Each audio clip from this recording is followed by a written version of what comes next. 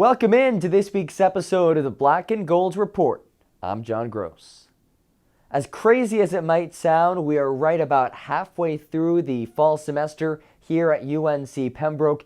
And as always, we have a jam-packed show for you today. We will recap both soccer and volleyball, a valiant effort by UNCP's football team against a ranked opponent, and show you highlights from UNCP Wrestling's annual Black and Gold Intra-Squad Scrimmage. All that and so much more coming up next on the Black and Gold Report.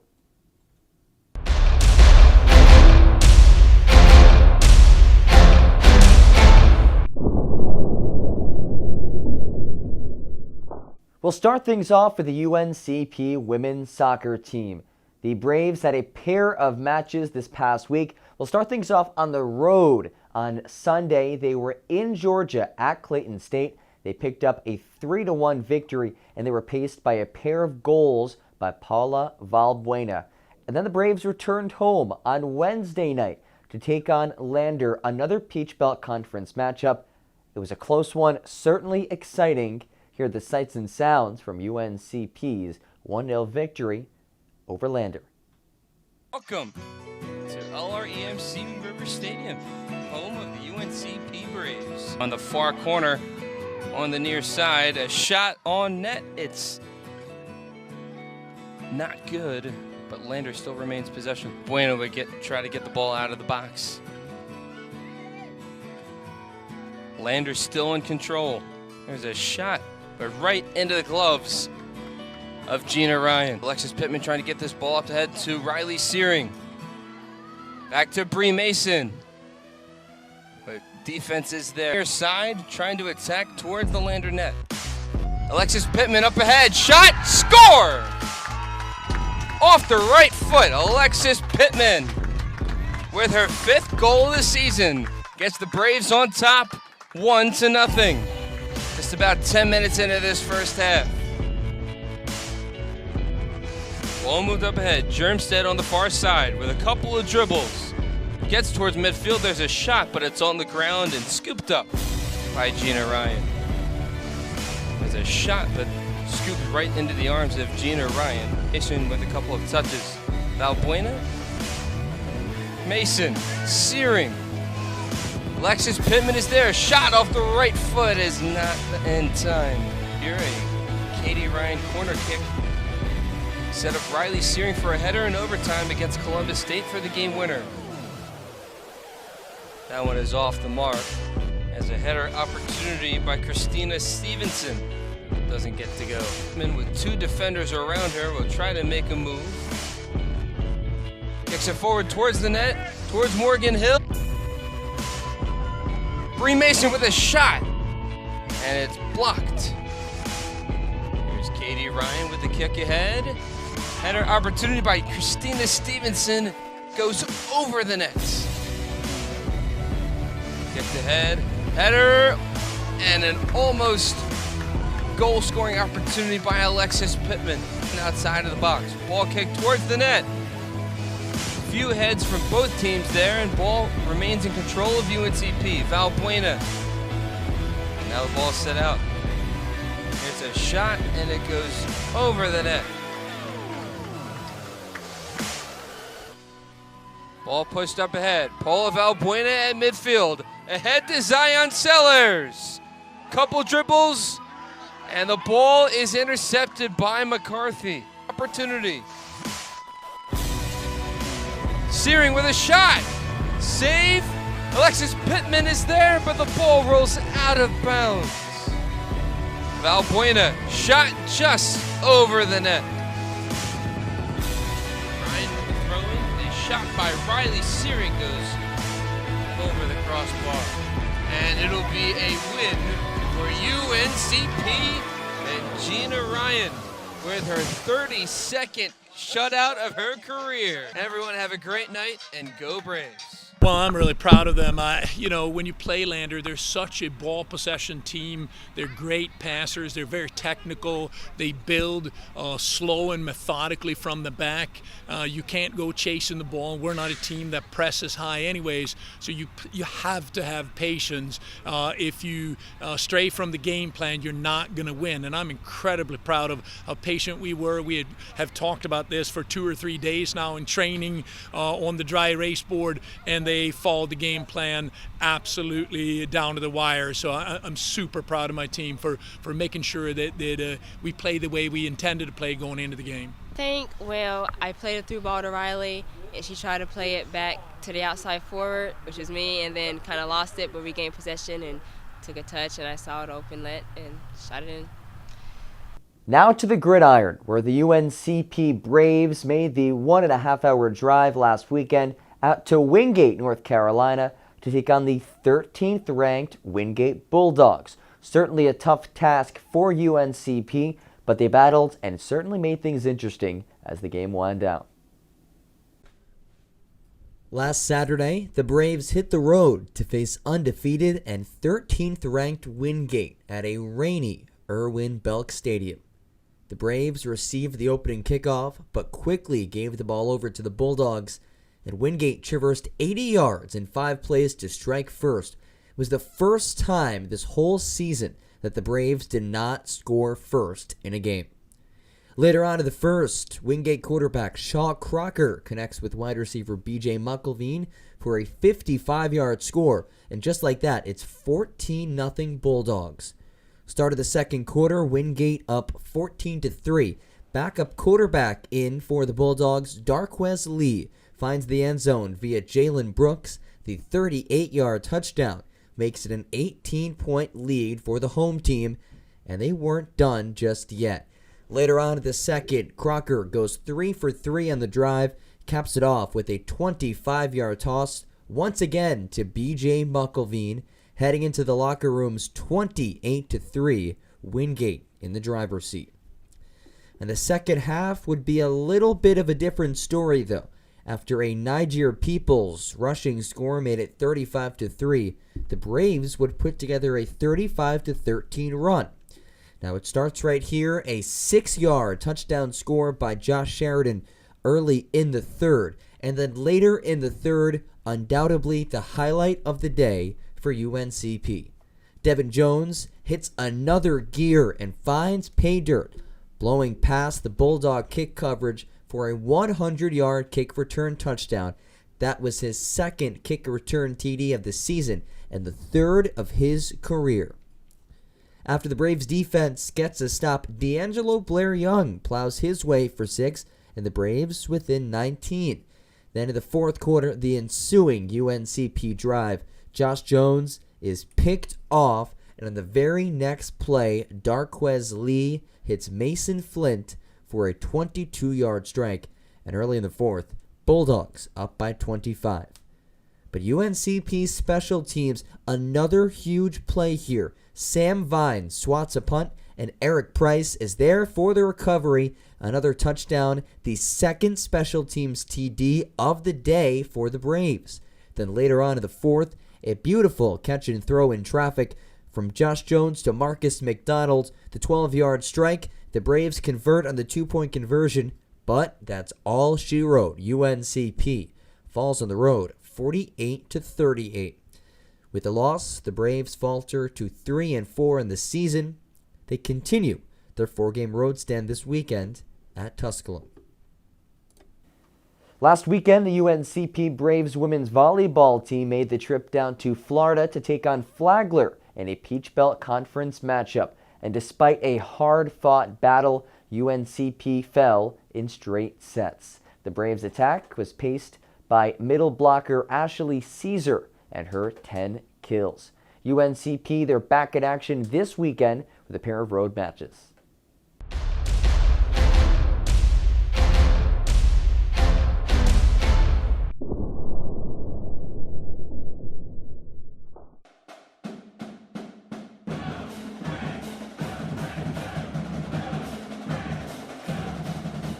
Hey Brave Nation, Basketball season's right around the corner, and like in past seasons, we are asking you to help make the Jones Center one of the best atmospheres in Division II college basketball. Our season opener is just a few weeks away. You can grab your season tickets for $75 until October 31st.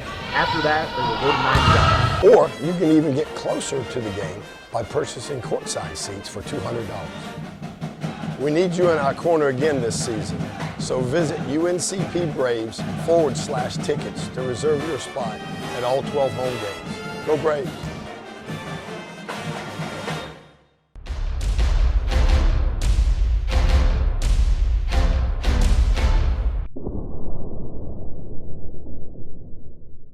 On Tuesday night, UNCP's wrestling team hit the mats for the first time this season in front of a crowd for the annual Black and Gold Intra-Squad Scrimmage. We saw 16 matches amongst the team and plenty of entertainment courtesy of head coach O.T. Johnson. The Braves will host 3 matchups this season, starting off on November 10th with the 39th annual Pembroke Classic, and in addition to those 3 matchups that they host here in Pembroke, UNCP will also be hosting the NCAA Southeast Regional of the NCAA Division II Wrestling Tournament. On today's episode of Meet the Braves, we continue our interview with UNCP forward Alexis Pittman in part 3 of Meet the Braves with Dave Nguyen. You can get better opportunities to get recruited from college coaches, whereas high school, it's in a way for the love of the game, and the bond, I think, might be a little bit different. I guess speak on that part because regardless of what sport, there's something about team camaraderie and getting a group of guys or a group of girls together and accomplishing one goal. Just speak upon the camaraderie part, whether it's in varsity level soccer or even at the club level. Yeah, for sure. I think there's a big difference between people who play a sport and people who don't play a sport. People who play a sport, we got to come out here, we got to grind every day, we expect the best out of each other, the coach expects the best out of you, and you can't leave nothing on the field. So every day you got to go harder than what you did yesterday. Took 3 shots yesterday, come out, take 4 the next day. So I think we really all bond over the grind of the game, the love of it, and just the feeling of wanting to beat the other team, and we're just excited about playing the game. Now, did you play varsity right away when you were a sophomore, or did you? Okay, Yeah, I did. So you played varsity right away. Junior year, you excelled, one of the top 2 in goal scorers and points getters for the team, as well as leading Southern Guilford to its first playoff appearance in 10 years. I guess speak upon your junior year of high school and what that meant to you, not only to your high school, but to you personally as well. Yeah, I think when I went back, I went to Southern Guilford my junior year. That was my first year going. Before I went to a charter school my freshman and sophomore year. Oh, okay. Came to Southern, and my friend actually, she convinced me because we played club together. She's a goalie, and she's like, you should join a team. Like, I'm going to be there. A whole bunch of other girls are going to be in there. So I was like, okay, it'll be fun. And then you get there, and there's girls who, obviously they love the game. And so I think playing with them and winning with them and just creating that camaraderie, like you said, it helped me exceed personally because I developed a friendship with a whole group of girls I never thought I would. And going to the playoffs for the first time in 10 years, it was a really good achievement to have for the school. So I really cherish that. I remember that for a good long time. What was the charter school that you went to? Triad Math and Science Academy. Okay, and why did you go to charter school before going to Southern Guilford for your junior and senior year? Oh, because I wanted to be everything in the book. I wanted to be anything dealing with science until I told my mom, I was like, science is not my thing. So she's like, okay, we don't have to go here. Went back to my regular public school. And so I just kind of went there, sorted out what I wanted to do with my career. So it's safe to say that you were ready to excel at the student part of being a student athlete. Oh, yes. What was it about academics to you that you care about to try to balance being a student athlete? Well, they always say, student comes first. That's why you're a student athlete. I think being a student, it shows that you can be well balanced. You can't just be all soccer and then no student. Can't have teachers walking around saying, looks a good soccer player, but, she doesn't perform in the classroom. So I think being a good student as well as a good soccer player, it's important because it shows good balance, it shows character, and it shows that you care about what happens after the game. Now, you had a good junior year at Southern Guilford for your high school team, and you started to excel with the club team as well. Is that when your junior year of high school, was that when schools started to take a look at you and try to offer you scholarships to play soccer for college? Yes, that's when I started getting multiple offers, mainly from schools I didn't really know of because I started the recruiting process late. Junior year was when I had a few schools make offers, so I was still trying to take my time and deciding, which school was best for me, what I wanted in a school. And so I think, junior year is when schools really started taking interest. Who were the schools that were interested in you? The schools that were interested was Virginia Commonwealth, App State, a lot of schools, not Peach Belt, actually, Columbus State, Flagler, and then obviously Pembroke. Okay. Now, your mother went to UNCP. Your mother played soccer here? No, she didn't. She was just a regular student. Regular student. What was it about UNCP that you wanted to attend here to play college soccer rather than a D1 school like App State or VCU? I think when you're looking for colleges, you have to understand yourself first. You have to know what you want in a school.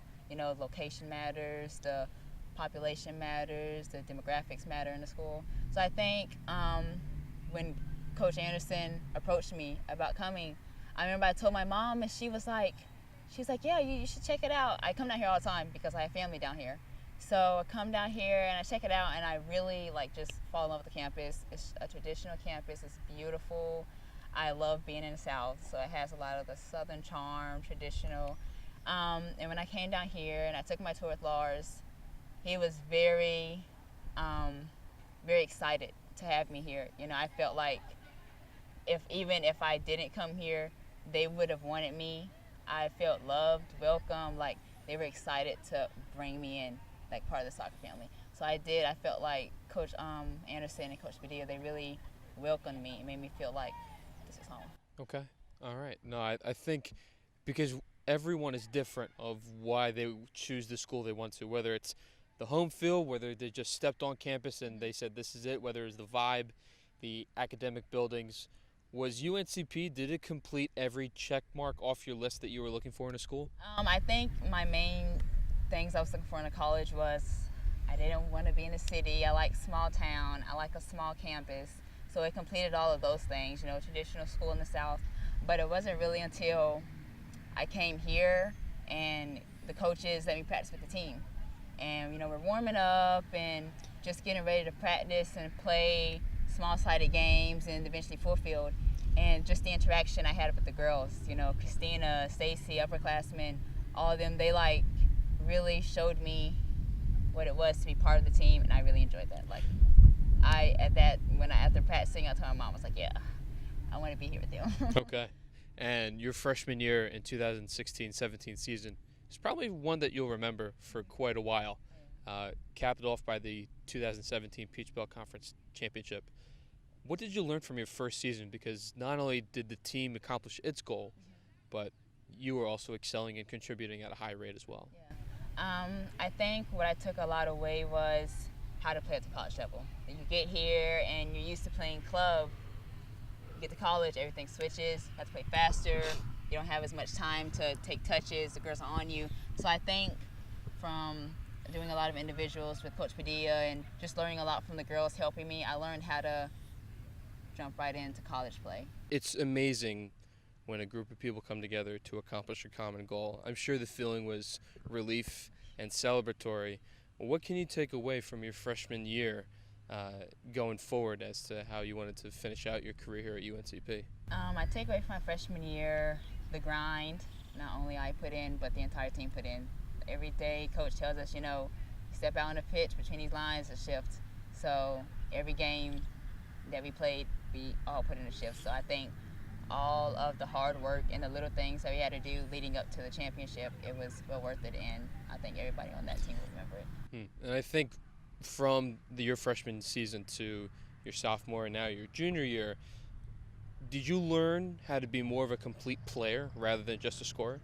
Yes, for sure. I think freshman year I came here and I was like, I'm going to do my best, work hard, and, like I said, you get what you earn. And I think I got what I earned my freshman year. I think sophomore year I worked more on being a better player, like learning how to play my position, how Coach Anderson and Coach Padilla wants me to play the position. I think I learned how to be a better player my sophomore year, and I think it helped me with my confidence on the ball, just helping other players, the new incoming players, and how Coach wants them to play too. So I think I learned how to be a better player for myself and for my teammates. So from playing the position of attack, you obviously are around the ball on the offensive end.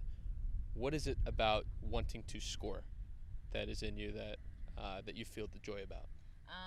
I think wanting to score is just finds me naturally as an attacking player, as a player that has speed.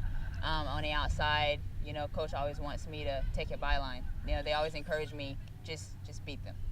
Take a touch. You don't have to do so much extra. Just get her off balance and take a byline. So I think attacking under Coach Anderson, under Coach Padilla's style of play, I think scoring comes naturally to me. Okay.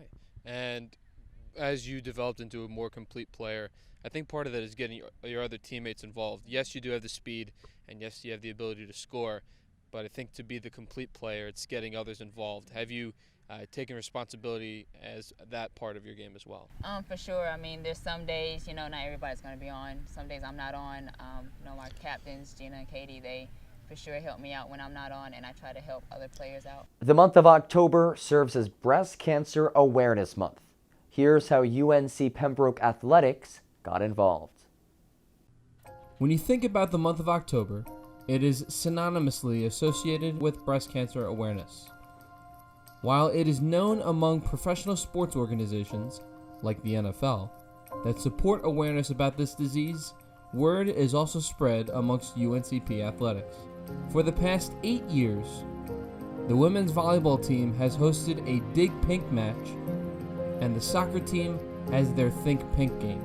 On the first Friday of October, the Braves volleyball team faced off against the undefeated Pacers of USC Aiken, as players on both teams showed their support by wearing pink warm-up shirts. This disease has affected many people, including players on the Braves volleyball team.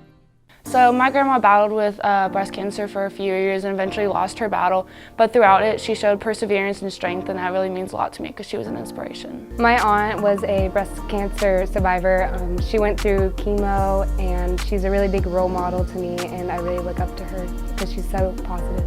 Particularly for outside hitter Ellie Hicks, she has a direct correlation with UNCP volleyball and breast cancer. I had a coach who literally got me to UNC Pembroke and gave me great opportunities within my volleyball career, and she recently died over the summer from breast cancer, and she's one of the strongest women that I've ever met in my life. So losing her was a big challenge to us and the volleyball world, but she's made me a stronger person and volleyball player. While winning and competing are main priorities in athletics, the Braves also realize that this match is more than just a game. And playing in a game like this means that I have to also show support and awareness, and it pushes me to do my best in honor of her. Playing in the Dig Pink game just helps me honor other people that have died from breast cancer, especially my coach Heather Holmes. She loved the color pink, and she was always wearing something for breast cancer, so I just love that I get to honor her and her life here through something that I love so much. To play in a game like this means to work hard and to overcome any obstacle that comes your way. It was the same message on the pitch at LREMC River Stadium when the Braves soccer team faced off against new conference opponent Albany State. The Braves wore pink warm-up shirts, and with the support of Zeta Tau Alpha Sorority, the railings of the bleachers were lined with pink tissue paper. The Braves were able to win the game, but the bigger victory was the support of breast cancer awareness. I think the main goal is just to bring awareness to breast cancer and trying to, raise funds for it to find a cure and help families, because a lot of people get affected by it and, it hurts. The biggest thing is just finding awareness for breast cancer. You have all October, lots of teams do fundraising and stuff like that to raise money to find a cure for breast cancer. A lot of family members have been affected by it. Like many players and coaches, the Think Pink game means a lot, especially for head coach Lars Anderson. Well, that hits home for me. My mother-in-law is a breast cancer survivor, so and I think most people, if you talk to people, most people know someone who's battled breast cancer. And obviously, my mother-in-law fought that battle and won that battle. But the more money we can raise, the more awareness we can raise, so we can have more victories in that department, and we'll all come out winners. According to the National Breast Cancer Foundation, 1 in 8 women will develop breast cancer in her lifetime. If we, as a brave nation, can continue to express awareness for this disease, then maybe, one day, we can help find a cure.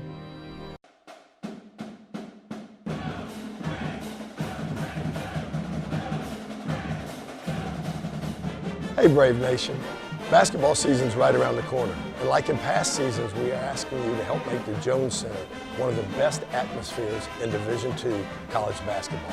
Our season opener is just a few weeks away. You can grab your season tickets for $75 until October 31st. After that, they will go to $90. Or you can even get closer to the game by purchasing courtside seats for $200. We need you in our corner again this season, so visit UNCP Braves /tickets to reserve your spot at all 12 home games. Go Braves! Next week, a very light week of UNCP home athletic events, but plenty of road events. However, we'll start things off today, Saturday, October 26th, UNC Pembroke hosting the 2019 Peach Belt Conference Men's and Women's Cross Country Championships. Again, that is today. This morning, later on at the time of this show airing, 9 a.m. is the start of the women's event. The men start at 10:15. That's at Luther Britt Park in Lumberton. Make sure to come on out and support your Braves. Now looking forward to next week. On Monday and Tuesday, UNCP Golf, they head to the Jekyll O'Lantern Intercollegiate Meet. Women's volleyball, 3 matches next week at Chowan on Tuesday the 29th, at Lander Friday the 1st, and at USC Aiken next Saturday. Women's soccer, they're on the road as well. They take on Francis Marion down in South Carolina. That's on Wednesday. And then wrestling, opening up their season at the Georgia Open on next Saturday. Swimming takes on Pfeiffer Saturday as well. Again, next Saturday, UNCP football. They head to Newberry. And finally, a home event next week, the only one of the entire week. UNCP women's soccer returning home, taking on Georgia College on Saturday, November 2nd. So make sure to come on out, support your Braves for that matchup.